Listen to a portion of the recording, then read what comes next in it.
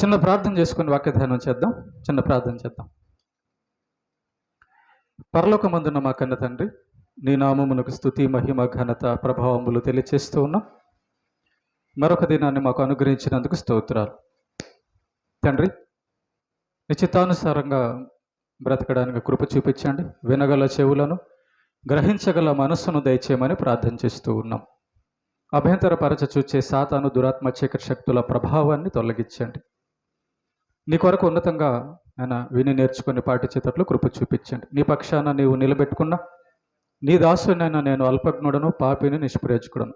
కేవలం నీ ప్రేమ, నీ కృపచేత నీవు నిలబెట్టావు. మా అందరితో మాట్లాడి నీవు మహిమ పొందమని, మా జీవితాల్లో ఆత్మీయ మేలు కలగచేయమని క్రీస్తు యేసు పేరిట ప్రార్థిస్తున్నాం తండ్రి, ఆమేన్. ప్రేమైన దేవుని పిల్లరా, జాగ్రత్తగా విందాం ఈరోజు పాఠాన్ని. యేసు ప్రభువు తండ్రి అయిన దేవునికి ఏమవుతాడమ్మా?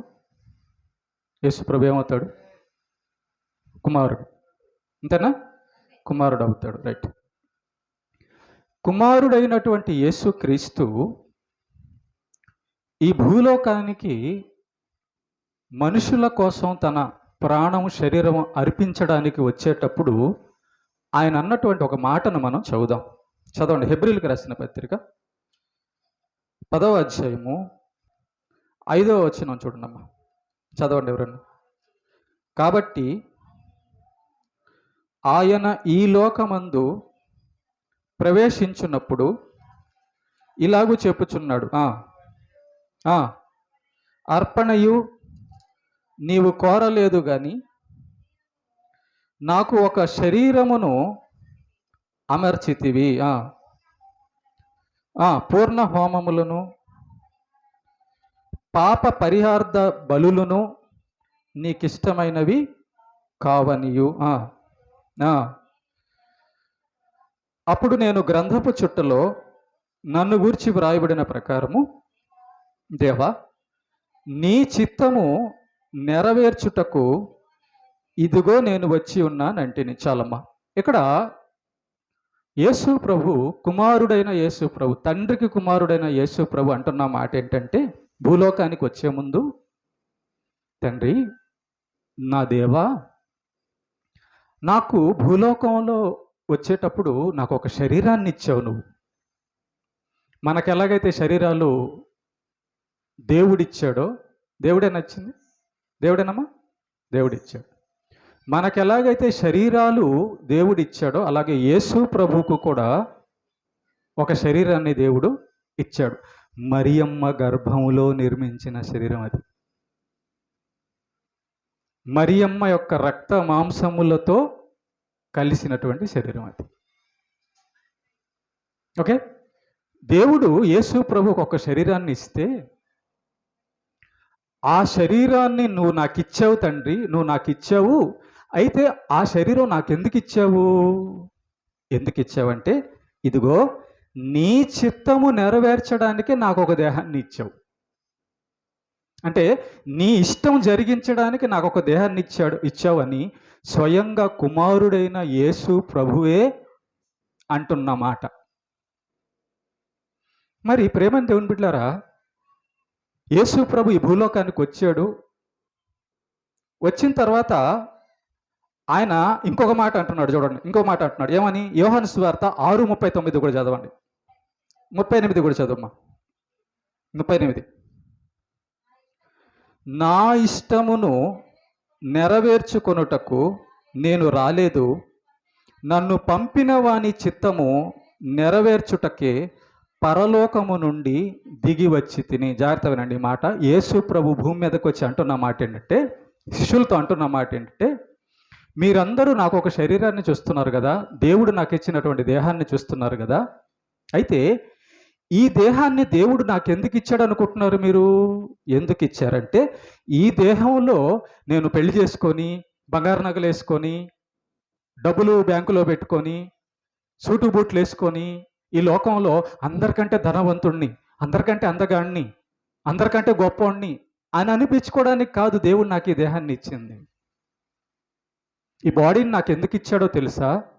నా ఇష్టము నెరవేర్చుకున్నటకు నేను రాలేదు, నన్ను పంపిన వాని చిత్తము నెరవేర్చటకే పరలోకం నుండి దిగి వచ్చాను అంటున్నాడు. దేవుడు యేసు ప్రభుకి ఇచ్చిన దేహం గురించి మాట్లాడుతూ, తన దేహం గురించి మాట్లాడుతూ, తండ్రి నాకు ఈ దేహాన్ని ఎందుకు ఇచ్చాడంటే నా ఇష్టం నెరవేర్చడానికి కాదు, నా సొంత ఇష్టాలు నెరవేర్చడానికి కాదు, దేవుని ఇష్టాలు నా దేహంలో నెరవేర్చడానికి నేను పరలోకం నుంచి భూలోకానికి దిగి వచ్చానని కుమారుడైన దేవుడైన యేసు ప్రభు అంటుంటే, ఈరోజు యేసును నమ్మాము, మనం యేసు మాకు తెలుసు అనుకుంటున్న మనకి ఏం అర్థమైందో, మనం ఎక్కడ ఉన్నామో ఒకసారి పరిశీలన చేద్దాం. యేసు ప్రభుకి దేహం ఇస్తే అంట, దేవుడు దేహం ఇస్తే యేసు ప్రభు ఏమంటున్నాడు, దేవా నువ్వు నాకు ఇచ్చిన ఈ దేహంలో నా ఇష్టాలు నెరవేర్చుకోవడానికి కాదయ్యా ఈ దేహం నాకు నువ్వు ఇచ్చింది, నీ ఇష్టం నా దేహంలో, ఈ దేహంలో నెరవేర్చుకోవడానికే నువ్వు నాకు ఈ దేహం ఇచ్చావని యేసు ప్రభు అంటుంటే మనకేం అర్థమైందో ఈరోజు బాగా చెప్తాను వినండి. మనకేం అర్థమైందో, మనం ఎక్కడ ఉన్నామో బాగా చెప్తానేనండి. ఏమండి, ప్రతి మనిషి కూడా ఇలాగ ఎప్పుడైనా ఆలోచించాడా? నాకు అన్నం కావాలి, నాకు సుఖం కావాలి, నాకు డబ్బు కావాలి, నాకు అది కావాలి, ఇది కావాలి అంటున్నామే, కోరుకుంటున్నామే, కానీ అసలు ఈ బాడీ ఎవరిది? ఈ దేహం ఎవరిది? దీని నిర్మాణకుడు ఎవరు? ఈ యొక్క దేహాన్ని దేవుడు ఎందుకు చేశాడు? ఈ దేహంతో నేనేం చెయ్యాలి? ఈ ఆలోచన చాలామంది చేయడం లేదండి. అంటే అప్పుడు ఏమవుతుంది? గుర్తుపెట్టుకోండి, ఈ దేహం దేవుడు చేశాడని నీకు తెలియకపోతే, ఈ దేహాన్ని దేవుడు ఎందుకు చేశాడో నీకు తెలియకపోతే నువ్వు చేసే పనల్లా ఒకటే, నీ ఇష్టానుసారంగా ఈ దేహంలో బతుకుతావు. నీ ఇష్టానుసారంగా ఈ దేహాన్ని ఎక్కడికి పడితే అక్కడికి తీసుకెళ్తావు. నీ ఇష్టానుసారంగా తింటావు, నీ ఇష్టానుసారంగా తిరుగుతావు, నీ ఇష్టానుసారంగా మాట్లాడతావు, నీ ఇష్టానుసారంగా చేస్తావు ఈ దేహంలో. కానీ ఈ దేహం దేవుడిచ్చాడని నీకు అర్థమైందా? అర్థం అవ్వాలి కదా. ఈ బాడీ దేవుడిచ్చాడు కదా, నీకు అర్థం అవ్వాలి కదా అది. మరి ఈ దేహాన్ని దేవుడిస్తే ఆ దేహంలో నువ్వేం చేస్తున్నావు? ఈరోజు పాఠం ఏంటంటే, అంశం ఏంటంటే, దేవుడిచ్చిన శరీరంలో మనిషి పెత్తనమా? దేవుడిచ్చిన దేహంలో మనిషి పెత్తనమా? జాగ్రత్తగా వినండి పాఠం, ఓకేనా? జాగ్రత్తగా వినాలి. ప్రేమని దేవుని బిడ్డలారా, ఫస్ట్ నుంచి మనం గమనిస్తే మొట్టమొదటి మానవుడైన ఆదాముని నిర్మించింది ఎవరమ్మా? ఎవరు నిర్మించారు? ఆదాముకి దేహాన్ని ఇచ్చింది ఎవరు? దేవుడే, ఓకేనా? ఆది కాండంలో మనం గమనిస్తే దేవుడు ఆదాముకి హవ్వకి శరీరాలను నిర్మించి ఎక్కడ పెట్టాడు? ఏదెన్ తోటలో పెట్టాడు. జాగ్రత్త వినండి. ఏదెన్ తోట ఎవరిది? దేవుడిదే. ఆదాము యొక్క దేహం ఎవరిది? దేవుడిదే. హవ్వ యొక్క శరీరం ఎవరిది? దేవుడిదే. ఆ ఏదెన్ తోటలో ఉన్న చెట్లు, పండ్లు, కాయలన్నీ ఎవరివి? దేవుడివే. సర్వ సృష్టి ఎవరిది? దేవుడిదే. ఓకేనా? రైట్. సమస్తం దేవుడిదే కదా, సమస్తం దేవుడిదే. దేవుడు ఏదేను తోటను కష్టపడి చేసి, దేవుడు ఆదాము యొక్క శరీరాన్ని కష్టపడి చేసి, దేవుడు హవ్వ యొక్క శరీరాన్ని కష్టపడి చేసి ఏదేను తోటలో ఉంచాడు. ఏమని చెప్పాడు? నేను ఈ తోటలో మిమ్మల్ని ఉంచాను, ఆ తోట మధ్యలో ఒక చెట్టు ఉంది, దాని పండు తినొద్దు, మిగతావన్నీ తినండి అని చెప్పి ఆజ్ఞ ఇచ్చాడు. ఓకేనా? ఆదాముకు శరీరాన్ని ఇచ్చింది ఎవరమ్మా? దేవుడే. హవ్వ శరీరాన్ని చేసింది ఎవరు? దేవుడే. ఏదైనా తోటను చేసింది ఎవరు? దేవుడే కదా. జాగ్రత్త వినండి. సాతాను వచ్చాడండి. సాతాను వచ్చి హవ్వతో ఏమంటున్నాడంటే, నువ్వు కానీ ఈ పండు తింటే దేవతలాగా అయిపోతావు అంటున్నాడు. దేవతలాగా అయిపోతావు అంటున్నాడు. అప్పుడు హవ్వ కానీ ఆలోచన చేసి ఉండాల్సింది. ఏమని ఆలోచన చేసి ఉండాల్సిందంటే, రే సాతానా, తోటను దేవుడిచ్చాడు, ఈ దేహాన్ని దేవుడిచ్చాడు, నాకు ఆజ్ఞ ఇచ్చున్నాడు ఆయన, నాకు ఆజ్ఞ ఇచ్చున్నాడు. ఏమని? ఆ తోటలో పండు తినొద్దని ఆయన నాకు ఆజ్ఞ ఇచ్చున్నాడు. ఆ ఆజ్ఞ నేను పాటించాలి అనుకోనుంటే మనుషులకు అసలు మరణం వచ్చేది కాదు. జాగ్రత్త వినండి. కానీ హవ్వ ఏం చేసిందో తెలుసా? జాగ్రత్తగా వినండి. హవ్వ ఏం చేసిందో తెలుసా? దేవుడిచ్చిన ఈ దేహాన్ని మర్చిపోయి,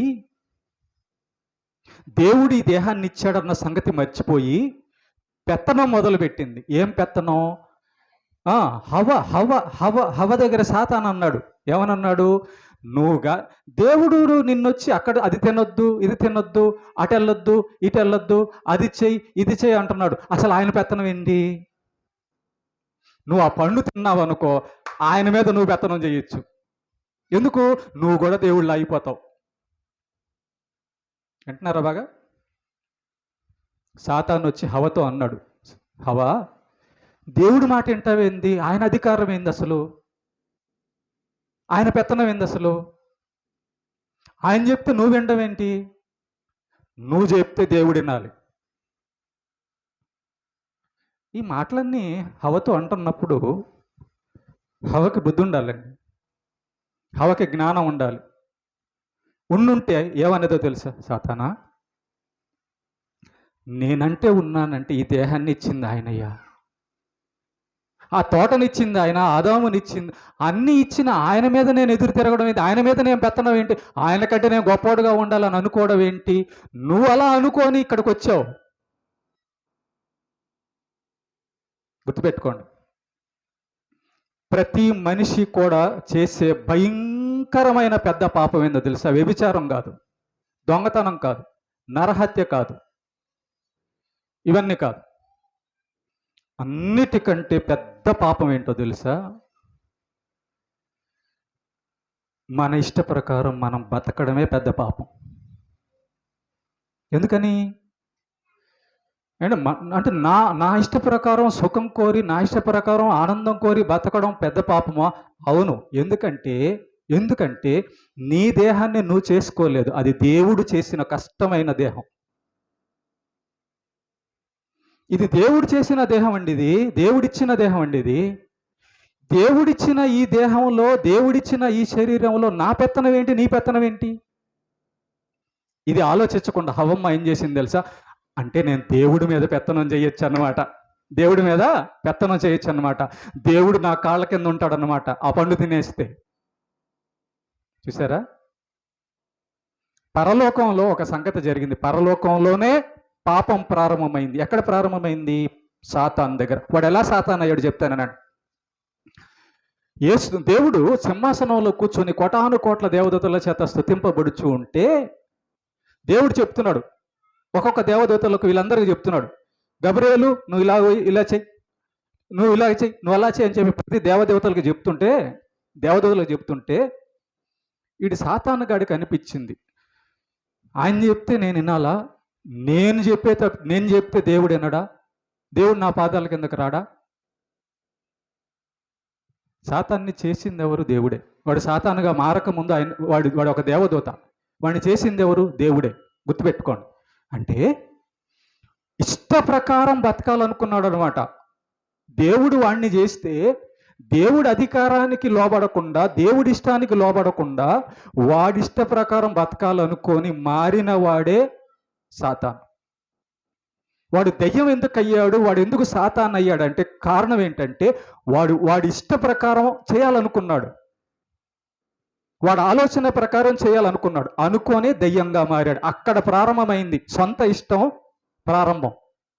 దేవుడి మీదకి ఎదురు తిరగడం, చేసిన సృష్టికర్త మీదకి ఎదురు తిరగడం ప్రారంభమైంది పరలోకంలో. అందుకే ప్రకటన గ్రంథంలో యుద్ధం జరిగినప్పుడు సాతాను వాని దూతలను కింద పడేస్తారని వ్రాయబడి ఉంటుంది. ఓకే, సాతాను ఎందుకు కింద పడిపోయాడంటే, సాతాను పరలోకాన్ని ఎందుకు పోగొట్టుకున్నాడంటే ఒకటే ఒక కారణం. ఏంటి? సాతాను ఇష్ట ప్రకారం బతకాలనుకున్నాడు. మరి సాతాను ఇష్ట ప్రకారం బతకకుండా ఎవరి ఇష్ట ప్రకారం బతకాలి? దేవుడి ఇష్ట ప్రకారం బతకాలి. దేవుడి ఇష్ట ప్రకారం ఎందుకు బతకాలి? సృష్టికర్త ఆయన కాబట్టి. చూసారా పెద్ద తప్పు ఎక్కడ జరుగుతుందో? దేవుని యొక్క ఆనందం మనం కోరుకోకుండా మన ఆనందం కోసం లోకంలో బతుకుతున్నాం. చూసావా? ఇదే పెద్ద పాపం. ఈ ఈ పాపమే మనల్ని నరకానికి ఈడ్చుకెళ్తుంది. లూకాసు వార్త 16వ అధ్యాయం తీయండి ఒకసారి. ఏ కారణం చేత ఒకడు నరకానికి వెళ్ళిపోయాడు? ధనవంతుడు ఉన్నాడు, వాడు నరకంలో పడిపోయాడు. పడిపోయిన తర్వాత వాడికి అర్థం కాల, ఇదేంటి నేను నరకంలో ఉన్నాను, ఎందుకు నేను నరకానికి వచ్చాను అని అర్థం కాకపోతే అప్పుడు అబ్రహాం చెప్తున్నాడు 25వ వచనం, లూకాసు వార్త 16వ అధ్యాయం 25వ వచనం. అందుకు అబ్రహాము, కుమారుడా, నీవు నీ జీవిత కాలమందు నీకిష్టమైనట్టు సుఖం అనుభవించు. ఇదే నేరం. చూస్తారా, ధనవంతుడు నరకంలో పడ్డానికి వచ్చినటువంటి నేరం ఏంటంటే, ధనవంతుడు తన ఇష్ట ప్రకారం తాను బతికాడు. ఏమండి, మన ఇష్ట ప్రకారం మనం బతికితే నేరమా? అవును. ఎందుకు నేరం? దేవుడు మనల్ని చేశాడు కనుక దేవుడి అధికారానికి మనం లోబడకుండా మన ఇష్ట ప్రకారం మనం బతుకుతున్నామంటే దాని అర్థం ఏంటి? దాని అర్థం ఏంటో తెలుసా? దేవుని ధిక్కారం.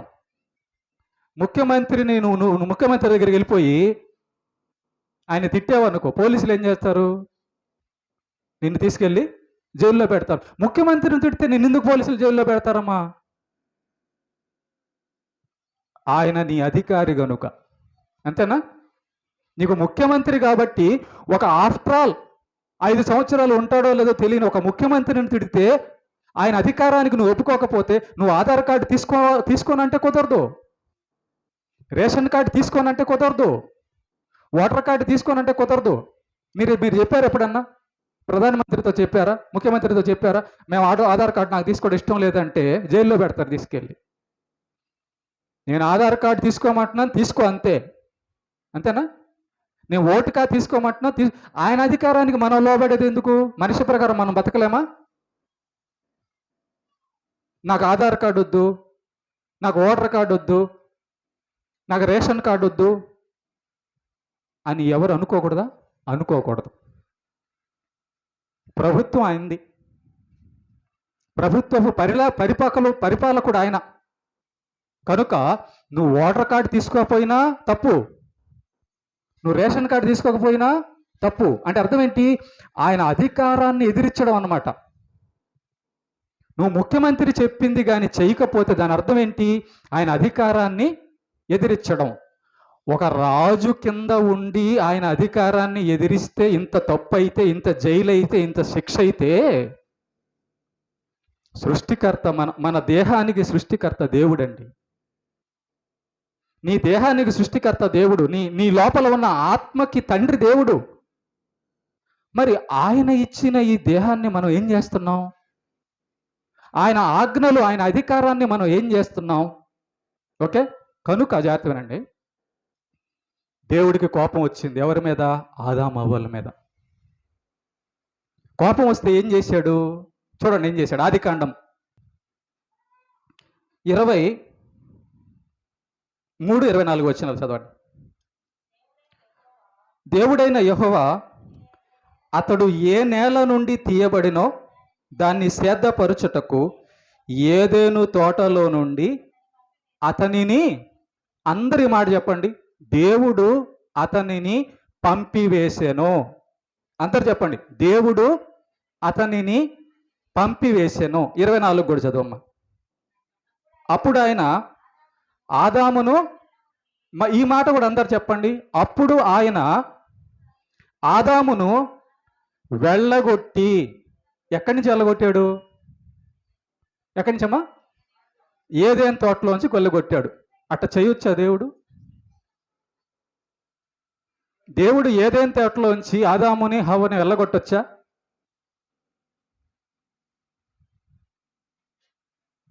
ఏదైనా తోటకి యజమాని ఎవరు? దేవుడేనా? ఆదాము అవ్వల శరీరాలకు యజమాని ఎవరు? దేవుడే కదమ్మా. కాబట్టి గుర్తుపెట్టుకోండి, ఎందుకు ఆదాము అవ్వల్ని తోటలోంచి గెంటేశాడు, తోటలోంచి బయటికి పంపించేశాడంటే, ఆ తోటని చేసింది దేవుడు, ఆదాము అవ్వల్ని చేసింది దేవుడు. కనుక దేవుడైన, యజమాని అయిన, తండ్రి అయిన, సృష్టికర్త అయిన దేవుడు మాట ఆదాము అవ్వలు వినలేదు కాబట్టి తోటలోంచి గెట్ అవుట్ అన్నాడు బయటికి, అంతే. వింటున్నారా? తోటలోంచి బయటికి గెంటేశాడు. ఓకేనా? మరి తోటలోంచే బయటికి గెంటేశాడా, ఇంకెక్కడి నుంచైనా గెంటేశాడు చెప్తానండి. రెండోదిగా, ఫస్ట్ ఏమో తన అధికారానికి ఒప్పుకోనందు వలన, తన ఇష్ట ప్రకారం చేయనందు వలన తోటలో నుంచి బయటికి గెంటేశాడు. రెండోదిగా నేను శరీరం ఇస్తే ఆ శరీరంలో ఆనందం అనుభవిస్తూ నాకే ఎదురు తిరుగుతారా అని చెప్పని ఆ శరీరంలో నుంచి కూడా బయటికి తీసుకొచ్చేసాడు. దాన్నే మరణం అంటారు. మీకు మరణం అంటే అర్థం ఏంటో తెలుసా? మరణం అంటే ఏంటో తెలుసా? దేవుడు ఇచ్చిన ఆ దేహంలో నుంచి దేవుడు నిన్ను బయటికి తీసుకురావడమే, బయటికి పంపించేయడమే మరణం అంటే. ఎవరు చెప్పలేదేమో నీకు ఇంతవరకు. నువ్వు మరణం అంటే ఏమనుకుంటున్నావు? ఇల్లు ఖాళీ చేయడం. అద్దింట్లోకి వెళ్తావు, ఖాళీ చేయవా? మరి ఈ ఇల్లు ఎవరిది? ఈ ఇల్లు కూడా ఖాళీ చేపిస్తాడు ఒకరోజు ఆయన. ఈ విషయం అర్థం కాక చాలామంది ఏమనుకుంటున్నారంటే అద్దింట్లో ఉండి సొంత ఇల్లు అనుకున్నాడు అనుకోడు, పిచ్చోడు కదా. ఈ ఇల్లు అద్దిల్లమ్మా, ఈ ఇల్లు అద్దిల్లు, దేవుడిచ్చినటువంటి ఇల్లు ఇది. కనుక నువ్వు అద్దింట్లోకి ఉండి ఆ గోడల మీద రాస్తాను, ఆ కిటికీలు పగలగొడతాను అంటే ఇంటి ఓనరు ఒప్పుకోడు. ఈ ఇంటి ఓనరు కూడా నా ఇష్ట ప్రకారం బతుకుతా, జనవరి 1కి చర్చికి వస్తా, ఏమా ఎప్పుడో ఒకప్పుడు నా ఇష్ట ప్రకారం ప్రార్థన చేస్తా అంటే ఈ ఓనర్ ఒప్పుకోడు. తీసేస్తాడు ఇంట్లోంచి బయటికి. బాగా వినండి పాఠం ఈరోజు. ఇది ఇల్లు, దేవుడిచ్చిన ఇల్లు. ఇది దేహం, దేవుడిచ్చిన దేహం. ఎందుకంట ఆ మాట కూడా చదువుదాం. అసలు ప్రభువా ఈ ఇల్లు ఎందుకు చేసావు? ఈ దేహం అనే ఇల్లు ఎందుకు చేసావు? మా ఇష్ట ప్రకారం తినడానికి కాదా? మా ఇష్ట ప్రకారం తిరగడానికి కాదా? కాదు. చదవండి ఆ మాట. కొరంథీయులకు రాసిన పత్రిక చదవండి ఒకసారి. మొదటి కొరంథీ 6వ అధ్యాయము 19-20 వచనాలు చదవండి అమ్మా. మొదటి కొరంథీ,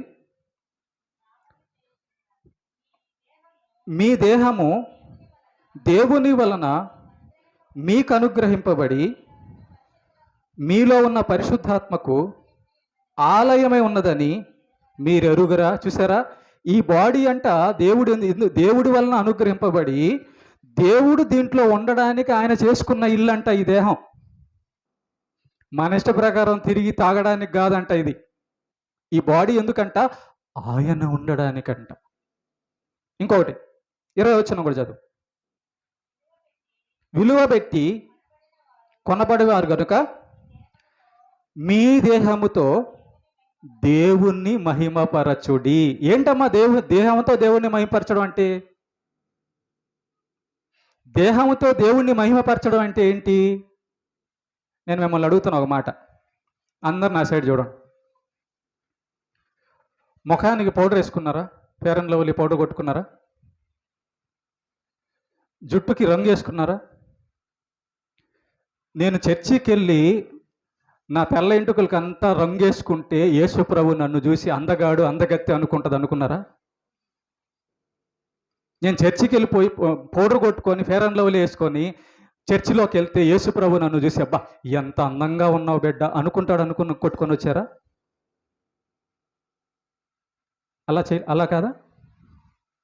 మరి రంగులు పౌడర్లు ఎందుకు వేస్తారమ్మా? ఎవరి కోసం వేస్తారు? దేవుడి కోసం కదా?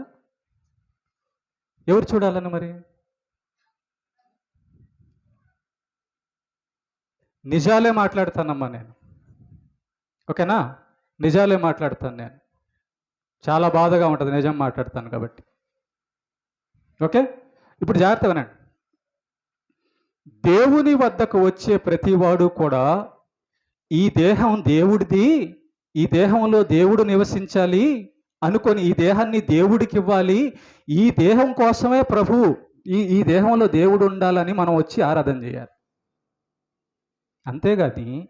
అంతేగాని మన ఇష్టాలన్నీ నెరవేర్చుకోవడానికి కాదు దేవుడి దగ్గరికి రావాల్సింది. అసలు ఈ బాడీయే దేవుడిది. మీరు ఏమనుకుంటున్నారు? చాలామంది ఏమనుకుంటున్నారంటే దేవుణ్ణి సపరేట్గా చూస్తున్నారు.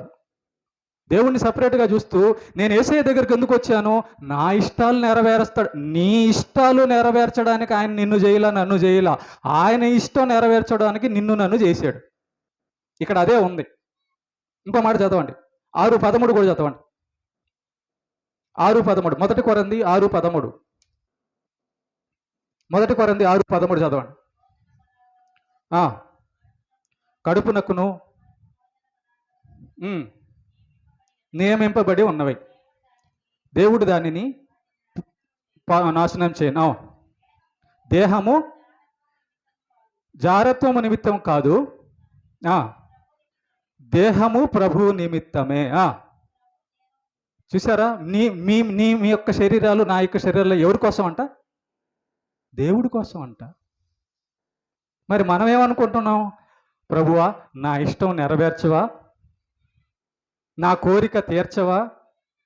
అసలు ఆయన కోసం మన బాడీలు, మన దేహాలు చేసుకుంటే మనం ఏమడుగుతున్నాం తెలుసా? దేవుణ్ణి, దేవా నా ఇష్టం నెరవేర్చవా? యేసు ప్రభువే ఈ లోకానికి దేహం ధరించుకొని వచ్చి ఆయన ఏమంటున్నాడు తెలుసా? తండ్రి, నాకు ఒక దేహం ఇచ్చావే, ఆ దేహం నా ఇష్టం నెరవేర్చుకోవడానికి కాదు, నీ ఇష్టం నెరవేర్చుకోవడానికి, కాబట్టి ఆ దేహంతో నేను మహిమపరుస్తున్నా అన్నాడు. తండ్రి చిత్త ప్రకారం భూలోకంలో బతికాడు. తండ్రి చిత్త ప్రకారం దేహాన్ని సిలువకు అప్పగిచ్చాడు. తండ్రి చిత్త ప్రకారం ఆత్మను తండ్రికి అప్పగిచ్చాడు. చూసారా? మనం ఈ దేహం దేవుడి కోసం కానీ మనం ఇవ్వకపోతే చాలా తప్పండి. మన ఇష్ట ప్రకారం బతికితే చాలా తప్పండి. దేహము ప్రభువు నిమిత్తమే అని చెప్పంటున్నాడు. అవును, దాని సృష్టికర్త ఆయనే కనుక ఆయన ఓనర్ ఆయనే, యజమాని ఆయనే, తండ్రి ఆయనే.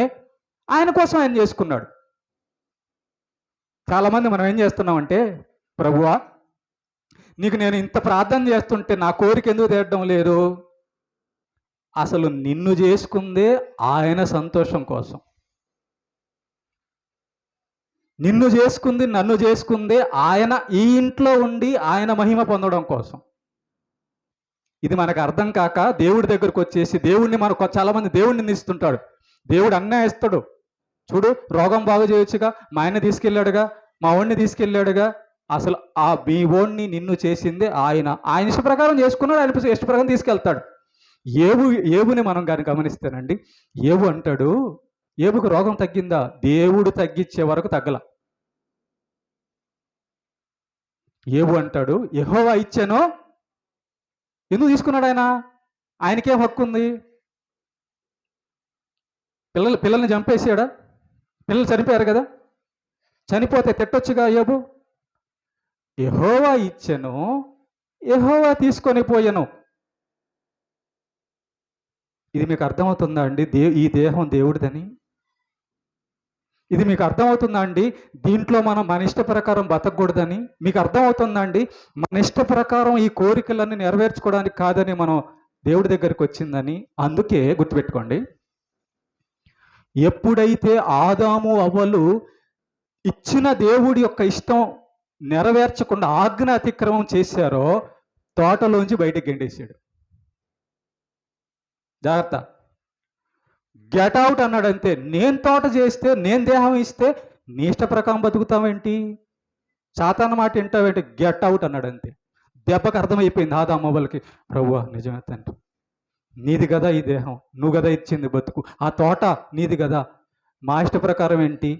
కాబట్టి గుర్తుపెట్టుకోండి, సాతాను యొక్క గుణ లక్షణాలు ఏంటంటే, దేవుడు ఒక ఆజ్ఞ ఇస్తే ఆ ఆజ్ఞను చేయకుండా ఇష్టానుసారంగా బతకడమే సాతాను యొక్క లక్షణం. అందుకే ధనవంతుడితో అబ్రహాం ఏం చెప్పాడంటే, చేసిన నేరం ఏంటో తెలుసా? నీ ఇష్ట ప్రకారం బతకడం. నీ ఇష్ట ప్రకారం నువ్వు బతికావు, నీ ఇష్ట ప్రకారం నువ్వు సుఖం అనుభవించావు, కాబట్టి దేవుడు ఆజ్ఞ పాటించలా, దేవుడు సంతోషపెట్టలా, దేవుడిని సంతోషపెట్టలా, కాబట్టి నువ్వు నరకానికి వచ్చావు అన్నాడు. మీరు ఆదాము కాడి నుంచి భక్తులందరినీ గమనిస్తే దేవుడు సేవ దాసులము, దేవుని దాసులము ఎందుకు అన్నారంటే ఆయన యజమాని అండి. ఈ ఇంటికి, ఈ దేహానికి ఆయన యజమాని, ఓనర్. ఈ విషయం నువ్వు కానీ మర్చిపోతే కళ్ళు సాతానికి వచ్చినట్టు నెత్తుకొస్తాయి. వాడు వస్తేనే వస్తుంది. అవును. కాబట్టి ప్రేమ దేవుని బిడ్డలారా గుర్తుపెట్టుకోండి, ఏదైనా తోటల్లోంచి ఆదాము అవ్వల్ని గెంటేశాడు దేవుడు. ఎందుకంటే దేవుని అధికారానికి ఒప్పుకోలా.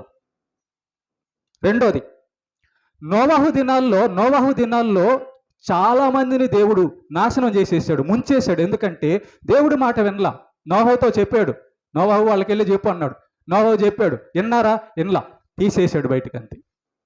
భూమి మీద నుంచి బయటకు పంపించేశాడు. ఇంకా చూస్తే సొదొమ గొమొర్రా ప్రజలు భయంకరమైన పాపం చేస్తున్నారు, దేవుడి మాట వినలా. సొదొమ గొమొర్రా పట్టణాలను కాల్చేశాడు. అంటే అర్థం ఏంటి? బయటికి తీసేసాడు.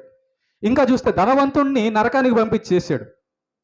ప్రేమని దేవుని బిడ్డలారా, దీని అంతటిని మనం పరిశీలిస్తే అర్థమయ్యే విషయం ఏంటంటే జాగ్రత్తగా, ఈ దేహంలో నుంచి దేవుడు ఏదో ఒక రోజు మనల్ని తీసేస్తాడు. ఈ దేహాన్ని మనకు తీసేస్తాడు. అవును. ఈ దేహానికి ఓనర్ ఆయన, ఈ దేహానికి సృష్టికర్త ఆయన. కనుక మరణం అంటే ఏంటంటే, మరణం ఏంటంటే దేవుడు చూస్తుంటాడు, నేను నిన్ను చేశాను, నువ్వు నేను చెప్పినట్టుగా నీ బాడీని ఉంచుకున్నావా? ఓకే. లేదా ఒక రోజున దాంట్లోంచి ఖాళీ చేపిస్తా. అదే మరణం. ఇక్కడ మరణాలు రెండు రకాలు ఉన్నాయండి. ఖాళీ చేయడం రెండు రకాలు ఉన్నాయి. ఓనర్ వచ్చి ఇంట్లో అద్దె ఉన్నోళ్ళని తిట్టి ఇంట్లోంచి సామాన్లన్నీ బయటపడేసాడు అనుకోండి, అదొక రకం. కానీ ఓనర్ వచ్చి ఆ అద్దింట్లో ఉన్న వాళ్ళకి, అమ్మ మీకోసం ఒక బంగారుపు ఇల్లు కట్టాను, దాంట్లోకి వెళ్ళండి అన్నాడు అనుకో, అదొక రకం. ఏది బాగుంటుంది? మీకు ఇల్లు లేదు, ఒక బంగారుపు ఇల్లు కట్టించాను, దాంట్లోకి వెళ్ళండి అన్నాడు అనుకోండి, అది బాగుంటుంది కదా? దాని అర్థం ఏంటో చెప్తానండి. ఎవరైతే దేవుడి ఆజ్ఞ ప్రకారం బతికారో వాళ్ళందరికీ కూడా దేవుడు పరలోకంలో మహిమ దేహాన్ని ఏర్పాటు చేశాడు. మహిమ దేహం అంటే దాంట్లో మరణం రాదు, దాంట్లో రోగం రాదు, దాంట్లో ఆకలి బాధలు ఉండదు, ఎప్పుడు దేవుళ్ళలాగా ఉంటారు. అలాంటి దేహాన్ని దేవుడు నీకు ఇవ్వబోతున్నాడు. ఎప్పుడు? నువ్వు దేవుడి ఆజ్ఞ ప్రకారం బతికితే, దేవుడి అధికారానికి లోబడితే. అలా కాకుండా నీ ఇష్టానుసారంగా బతుకుతున్నావు అనుకో, ఒకరోజు ఈ ఇంట్లోంచి ఖాళీ చేపిస్తాడు. ఆయన ఇంట్లోంచి ఖాళీ చేపించి, ఇదిగో ధనవంతుని నరకంలో వేశాడో అలా పడేస్తాడు. కనుక గుర్తుపెట్టుకో, నీ ఇష్టానుసారంగా నువ్వు బతుకుతుంటే ఆ ఇంట్లోంచి దేవుడు ఖాళీ చేయించే రోజు ఒకటి ఉంది. నువ్వు అనుకుంటున్నావేమో, నాకు అది కావాలి, ఇది కావాలి, అది చేయాలి, ఇది చేయాలి. ఒకటి గుర్తుపెట్టుకో, ఒక రోజున ఓనర్ వచ్చి నిన్ను ఖాళీ చేస్తాడు, ఖచ్చితంగా ఖాళీ చేస్తాడు. అప్పుడు ఎక్కడికి వెళ్తావు? 4 రోజులు వచ్చిన ఈ దేహంలోనే దేవుణ్ణి కాదనుకొని నువ్వు బతికితే, ఆ యుగయుగాల నరకంలో ఆత్మను తీసుకెళ్ళి పడేస్తే నీకు అక్కడ బాధ ఎలా ఉంటుందో ఒకసారి ఆలోచించు. ప్రేమైన దేవుని బిడ్డలారా, గుర్తుపెట్టుకోండి, ప్రభు ఏమంటున్నాడంటే మీ యొక్క దేహములను సజీవ యాగముగా నాకు సమర్పించుకోండి అని అంటున్నాడు. పరలోకంలో మీకోసం మహిమ దేహం తీసిపెట్టాను అంటున్నాడు. కాబట్టి ఆ యొక్క దేహం మనం పొందాలంటే ఇక్కడ ఏం చేయాలి? యేసు ప్రభులాగా ఉండాలి. యేసు ప్రభు ఒక ప్రార్థన చేశాడండి. చదువుతారు ఆ ప్రార్థన? చూడండి ఒకసారి. మత్తయి సువార్త 6వ అధ్యాయం 9 నుంచి. పరలోకమందున్న మా తండ్రి, 9 నుంచి చదవమ్మా. కాబట్టి మీరు ఇలాగ ప్రార్థన చేయుడి. పరలోకమందున్న మా తండ్రి, నీ రాజ్యం వచ్చుగాక, నీ చిత్తము పరలోకమందు నెరవేర్చున్నట్లు. అంటే దాని అర్థం ఏంటి? పరలోకమందున్న మా కన్న తండ్రి, నీ రాజ్యం వచ్చుగాక, నీ చిత్తం పరలోకమందు నెరవేర్చున్నట్టు భూమి మీద నెరవేర్చున్నట్టు. అర్థం ఏంటంటే, పరలోకంలో దేవుడు ఒక దేవదత్తను కూర్చోమంటే కూర్చుంటాడు, నించోమంటే నించుంటాడు. ఇక్కడ నువ్వు దేవుడు చెప్పింది చేస్తున్నారు, మనుషులు దేవుడు చెప్పింది చేస్తున్నారా? చేయడంలా. అందుకే యేసు ప్రభు తన శిష్యులకి ఏం ప్రార్థన నేర్పించాడంటే, దేవుడి ఇష్ట ప్రకారం బతకడం నేర్చుకోండి అనేది ప్రార్థన. యేసు ప్రభు నేర్పించిన ప్రార్థన. యేసు ప్రభు తన శిష్యులకు నేర్పించిన ప్రార్థన ఏంటంటే పరలోకంలో ఎలాగైతే దేవుడి ఇష్ట ప్రకారం జరుగుతుందో, దేవుడి అధికారం ప్రకారం జరుగుతుందో, భూమి మీద కూడా అలా జరగాలని ప్రార్థన చేయండి. ఇది ప్రార్థన, యేసు నేర్పిన ప్రార్థన. నీ దేహంలో దేవుని యొక్క చిత్తం జరుగుతుందా? నీ దేహం దేవునికి అనుకూలంగా ఉందా? నీ దేహం దేవుణ్ణి మహిమపరుస్తుందా? నీ దేహం దేవుణ్ణి ఘనపరుస్తుందా? దేవుణ్ణి మహిమపరచడం అంటే దేవుడు కూర్చోమంటే కూర్చోవడం, లేవమంటే లేవడం, చదవమంటే చదవడం, ప్రార్థన చేయమంటే ప్రార్థన చేయడం, సువార్త చేయమంటే చేయడం. ఆయన ఏం చెబితే అది చేయడమే దేవుణ్ణి మహిమపరచడం. ఇప్పుడు చెప్పండి, దేవుని చిత్త ప్రకారం నీ దేహం ప్రవర్తిస్తుందా? నీ ఇష్ట ప్రకారం నువ్వు బతుకుతున్నావో చెప్పు. నీ ఇష్ట ప్రకారం ఎంతకాలం బతుకుతావు? ఓనర్ నిన్ను ఖాళీ చేసే వరకే. ఆ ఇల్లు ఖాళీ చేసేస్తాడు ఒకరోజు ఖచ్చితంగా ఖాళీ చేస్తాడు. ఆయన నిన్ను మెడబెట్టి ఆదాము అవ్వల్లాగా గెంటకుండా ఉండాలంటే ఈ దేహాన్ని ఆయనకి సమర్పించి, దేవా నువ్వు నాకు దేహాన్ని ఇచ్చావయ్యా, నీ ఇష్ట ప్రకారం నేను బతకాలి అని చెప్పని తగ్గించుకొని ఉంటే మహిమ దేహాన్ని పొందుతావు, మరణం లేని దేహాన్ని పొందుతావు. అలా కాకుండా ఇష్టానుసారంగా మనం బతికితే ఒకరోజు దేవుడు ఈ దేహంలో నుంచి మెడబెట్టి బయటికి గెంటుతాడు. అదే చావు అంటే. కనుక దేవుడు ఆ నరకంలోంచి మనల్ని తప్పించాలని ప్రేమతో యేసు ప్రభుని ఈ లోకానికి పంపించాడు.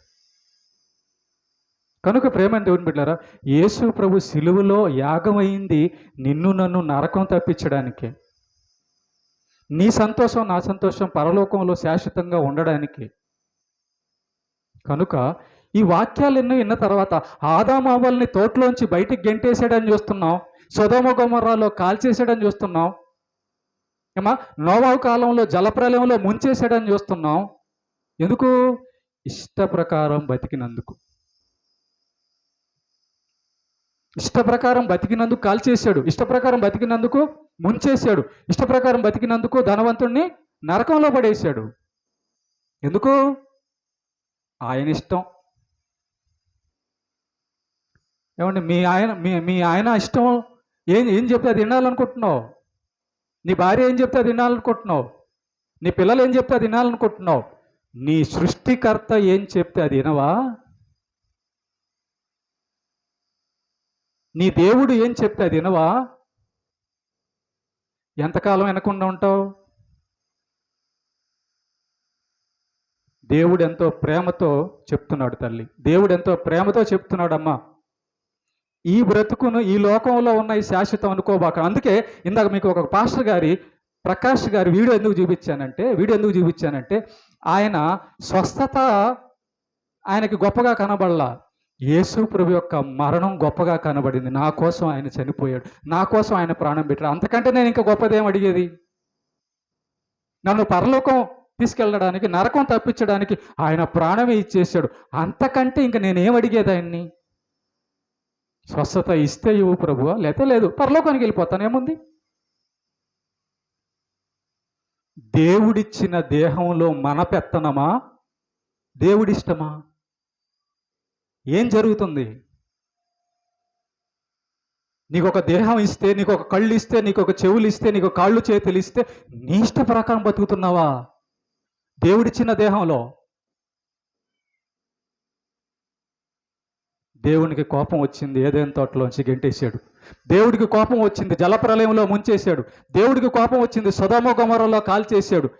దేవుడికి కోపం నీ మీద రానియకు. దేవునికి కోపం నీ మీద రానియకు. నీకు ఈ రోగం ఎందుకు వచ్చిందో ఆలోచించు. నువ్వు ఆ సమస్యలు ఎందుకు పడ్డావో ఆలోచించు. నువ్వు ఎందుకు ఇలా అయిపోయావు ఒకసారి ఆలోచించు. సాతాన్ లాగా నా మీద ఎవరు పెత్తనం చేయకూడదు, నా ఇష్టసారం బతకతాం అంటే దయ్యం అవుతావు. దేవుడు నీ నా అధికారి, దేవుడు నీ నా తండ్రి. ముఖ్యమంత్రి చెప్తే కూర్చొని అంటున్నావు, దేవుడు అంటే అంత చులకనా? దేవుడు అంటే భయం లేదా? పీకి పడేశాడు రాజశేఖర్ రెడ్డిని, పీకి పడేశాడు జగన్ని, పీకి పడేశాడు చంద్రబాబుని, పీకి పడేశాడు నందమూరి తారక రామారావుని, పీకి పడేశాడు జయలలితని, పీకి పడేశాడు రాజీవ్ గాంధీని. ఎవడ్రా నువ్వు నా రాజ్యంలో నా సృష్టిలో నేను రాజునంటావు? నెబుకద్నెజర్ను పీకి పడేసి అడవిలో పడేశాడు తీసుకెళ్ళి దేవుడు. నేను చేస్తే నా ఇష్టపరం బతుకుతానంటావా? జాగ్రత్త బిడ్డ అంటున్నాడు దేవుడు. జాగ్రత్త, ఒళ్ళు జాగ్రత్త, ఒళ్ళు జాగ్రత్త. నేనిచ్చిన దేహం అది. నువ్వు ఇష్టానుసారంగా బతుకుతానంటే మరణం పేరుతో ఆ దేహం నేను ఖాళీ చేపిస్తా, రోడ్డు మీద టెంట్ వేపిస్తా అంటాడు దేవుడు. పాపం చేయడానికి ఆ దేవుడు దేహాన్ని ఇచ్చింది, దేవుడి మీదకి ఎదురు తిరగడానికి ఆ దేవుడు బాడీని ఇచ్చింది. దేవుడు కూర్చోమంటే కూర్చునే వాళ్ళే, నించోమంటే నించునే వాళ్ళే దేవుడికి కావాలి. ఒక్క మాట చెప్పి నేను ముగిచ్చేస్తాను. మీరు అనుకోవచ్చు, అసలు దేవుడు ఎందుకు ఇలాగా సాతాన్ని వదిలేయడం, సాతాన్ని ఈ లోకంలో వదిలేయడం, లేదంటే మనుషులు ఇలా పాపం చేస్తే ఎందుకు ఇట్లా వదిలేయడం అంటే సెలెక్ట్ చేస్తున్నాడు దేవుడు. ఎందుకు? ఆయన మాట కూర్చోమంటే కూర్చుంటాడు ఎవడో, వినమంటే ఎవడు వింటాడో వాళ్ళని సెలెక్ట్ చేస్తున్నాడు. సాతాన్ లాగా ఎవరు ఎదురు తిరుగుతారో వాళ్ళందరినీ పక్కన పెట్టేసి ఆయన చెప్పిన ప్రకారం ఎవరు బతుకుతారో వాళ్ళందరినీ పరలోకం తీసుకెళ్లడమే భూలోకంలో జరుగుతున్న పని. పరలోకం రావాలంటే దేవుడి మాట వినాలంటే నేనైనా ఎవరైనా కూడా. నా ఇష్టసారం బతుకుతాను, హవ్వ కాడి నుంచి ఇదే తతంగం. పెత్తనం చేయాలి, పెత్తనం చేయాలి, పెత్తనం. ఎవడి మీద పెత్తనం చేస్తావు? దేవుడి మీద పెత్తనం చేస్తావా?